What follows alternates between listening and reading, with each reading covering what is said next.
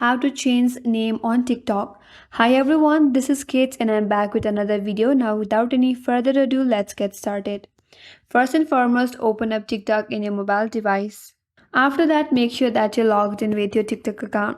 Now from your home page, navigate to your profile page by tapping on the profile icon from the bottom right corner.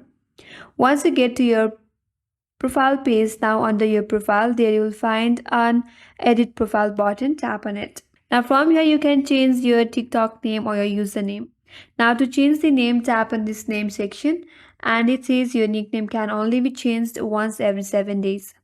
So you can only change your nickname after 7 days once you have changed it. So you can simply change this name on TikTok and then tap on save from the top right corner. Here it says you can only change your nickname once every 7 days, so tap and confirm. With that, your name has been changed. Now to change the username, now from here tap on username and from this section you can change your username. Here you can change your username once every 30 days. So after 30 days only you will be able to change your username. Once you change it, then tap on save option from the top right corner. And this is how you can change name on TikTok, and that's all for today's video.